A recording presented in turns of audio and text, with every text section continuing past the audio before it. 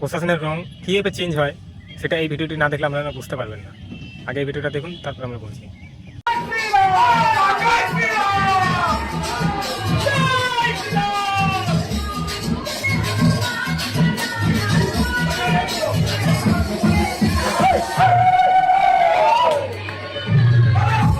जलवा है हमारा।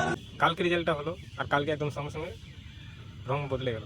কারণ যখনই এরা দেখলো যে বিজেপি সরকার জিতে গেল, টিএমসি সরকার হেরে গেল, তখনই জয় শ্রীরাম বলা শুরু করে দিল। আর আমি বলবো না সবাই খারাপ, সবাই মানে কিছু কিছু আছে ভালো।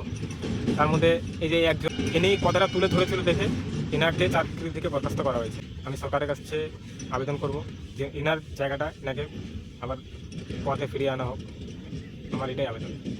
ইনি সত্যি কথা প্রকাশ করেছিল দেখে ইনি আজকে সাসপেন্ড করে দেওয়া হয়েছে নাকি। মানে এমন তো না যে কোনো 2 নম্বরের সঙ্গে যুক্ত ছিল বা কোনো খারাপ কাজ করেছিল, এমন কোনো কিছুই না। শুধু কি টিএমসির ব্যাপারে, দিদির ব্যাপারে একটু কথা তুলে ধরেছিল, সেই জন্য এনাকে বরখাস্ত করা হয়েছে, সাসপেন্ড করে দিয়েছে। ঠিক বলেছো।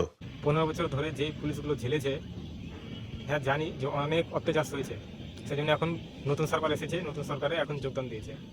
সেজন্য পুলিশ স্যাররাও আর না এনজয় করে আর থাকতেই পারলো না, সেজন্য এনজয় করতে লেগে গেছে।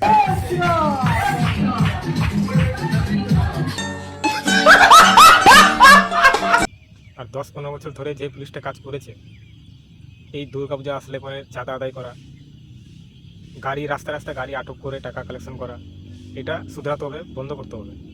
তবে গিয়ে আবার ফিরে আসবে ওই জায়গাটা, তাহলে সম্মানটাও বাড়বে। আমি রিকোয়েস্ট করব পুলিশদের কাছে যে এগুলো সব যেন বন্ধ করে দেয়, তাহলে সরকারটাও ভালো থাকবে। আর তোমরা যেটা করছো ওটার থেকেও দুর্নামটা হবে না, কমসে কম সবই ঠিক থাকবে। কারণ যে সরকার এসেছে, এই সরকার যদি জানতে পারে যে আবার এরকম হচ্ছে, তাহলে তোমাদেরকে কী অবস্থা করবে তোমরা সেটা ধারণা করতে পারো না।